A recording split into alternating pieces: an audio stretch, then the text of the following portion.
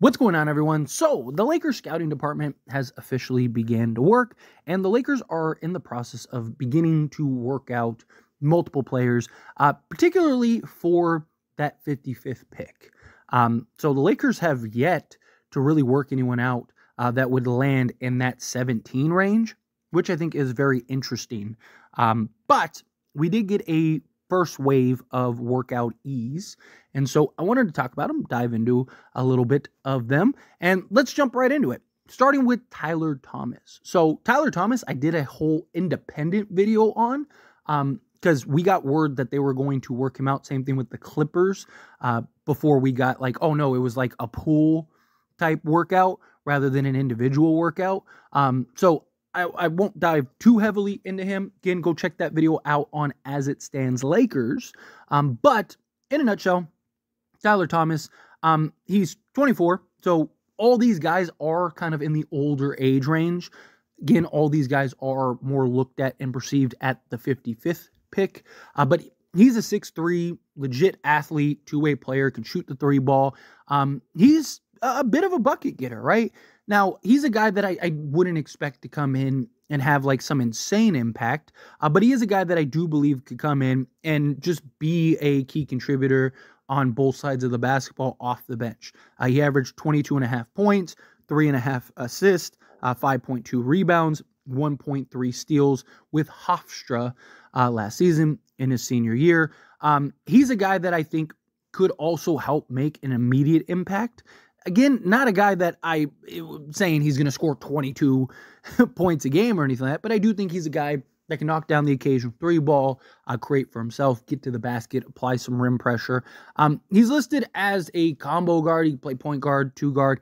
The problem with him, he's a bit undersized for the two guard, but he's best at the two. He's not a great playmaker. He can make a play, right? He can find the occasional cutter. You know, he can keep the swing pass, but he's not a guy that is going to go out there and, Chris Paul the team, right? He's a guy to me that you're kind of looking at like a bucket getter off the bench. I could see him kind of evolving into that sixth man role for the Lakers, being a key guy off the bench for now and the near future, and just kind of be, again, kind of that Lou Williams type that can just go get you buckets in a hurry. But next up is Armando Bacot from North Carolina. So again, bit older, 24 years old. Now he is a big fella, 6'11". He did have some injury issues, some injury concerns that kind of set him back a little bit. Again, senior guy, 5 years in college. But he's a guy that, again, I think could have a little bit of an impact. To me, I don't know. See, the problem is with the Lakers' 55th pick is it's like it's so close to like undrafted that like some of these guys I think you could probably get undrafted, and Armando is one of those guys. I don't necessarily think that he would get drafted. I think, and most mock drafts don't even have him in the draft list. But on the surface, he's a guy 6'11", 240 pounds. He's got some good size, some good strength, decent athleticism. He's a guy that for North Carolina averaged just under 15 points, 10 rebounds, 1.5 assists, had an EFG of 54%. Now, again, he had a bit of a stretch here, but he doesn't really take a lot of threes. So like he's listed as a 40% three-point shooter in the 2023-2024 season, but he's not like some big volume guy. He's more of like, he can knock down the elbow. He can put the ball in the hoop a little bit. To me, he would be, again, a bit of like coming in, right?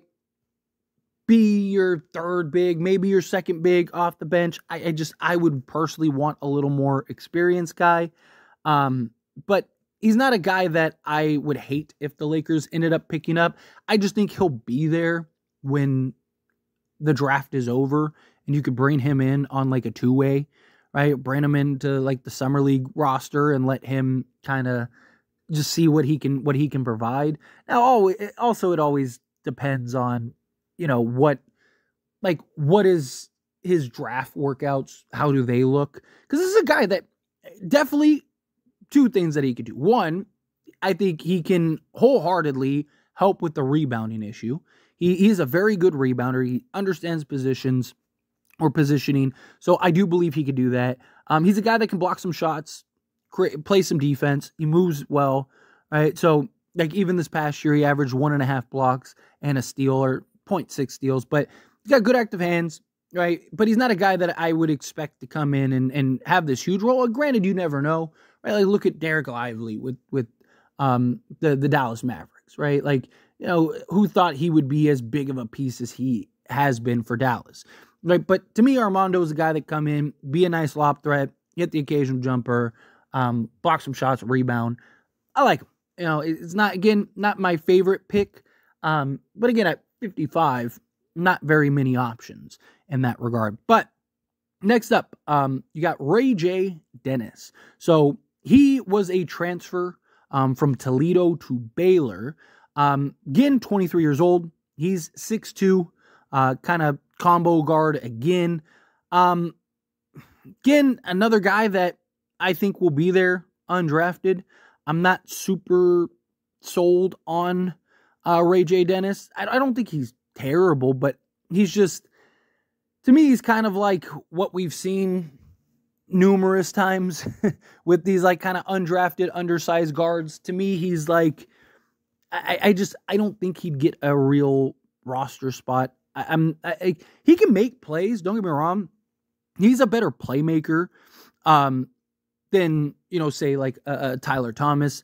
But I just, yeah, I personally kind of want to stay away from the smaller point guards. You know, 6'2", he's not like tiny, you know, he's not like 6 feet or anything like that, but yeah, he's 6'2", 180, right? He can shoot the basketball a little bit. He's not like an elite shooter. His actual three-point percentage actually dropped this past year. In 2022, 2023, he was 37%. This past season, he was 33%, and I'm actually rounding up and being nice. I was 32.8% for being exact. But his production across the board dropped, which is usually not good. So he played more minutes than he ever played. Not by much between last year and this year. But he did. He played basically an extra minute or two. He shot 47.9% from the field, where the previous year was 48.4.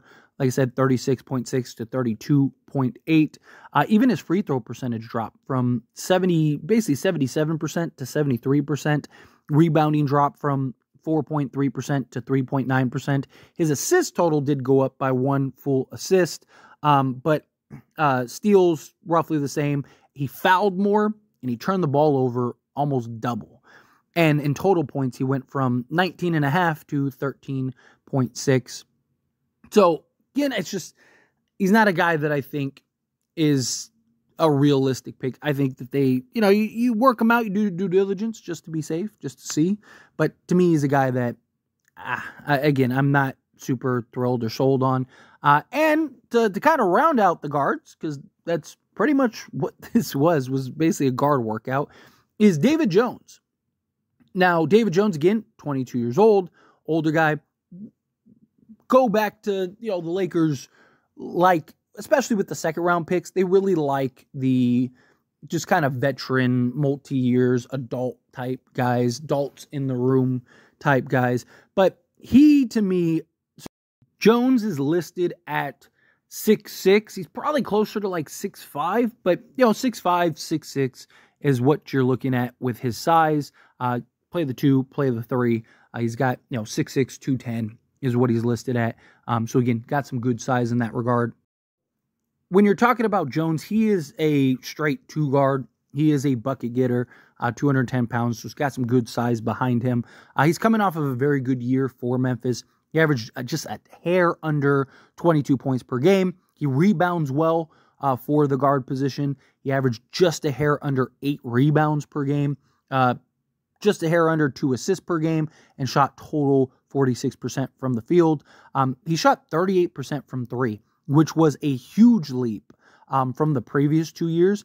So in 2022, 2023, and then 2021, 2022, he shot 29.7, 29.4%. He took huge strides going into the 38% range. Also, even his free throw percentage, everything basically went up this past season, which is what you want to see. He always has been a good rebounder, which him and Tyler might be my two favorite if we were to draft out of this pool, right? Because he's a guy that can play the 2, he can play the 3, again, be a little undersized at 3, because like I said, he's probably 6'4", 6'5", but he's a guy that can shoot the 3 ball, play some defense, got good size, got good athleticism, can apply some rim pressure, but more than anything, just rebounds the ball well. He's got a very good nose for rebounding the basketball. So I actually think he's another guy that could come in and potentially make an impact right away. I think he's a guy that could come in and, knock down the 3, create a little bit for himself, rebound more than anything. Like, that's where I really think he could kind of make his living as just a quality rebounder. Like, look at like a guy like Josh Hart, right? And his impact. That's kind of what I could see with him. Just kind of a real hustle guy, gets out there, chase down loose balls, knock down the occasional shot, really just kind of be the dirty work guy, which is what I think the Lakers need. They need those types of guys. But anyway, as always, this is a discussion. Pass a question on you. Let me know your thoughts and opinions down in the comments below. What do you think? Any of these guys stand out? Any of these guys you like? Do you think like, nah, these guys are just workout guys, just due diligent guys? But again, how you feel, whatever your thoughts are. I'd love to hear it. So let me know down in the comments below. That being said, if you haven't liked this video, hit that like button. Helps me a lot. It's me enjoy these types of videos, and I truly appreciate it. Not subscribe to the channel, hit that subscribe button. Turn on the bell notifications. Appreciate y'all. See you in the next one. Thank you.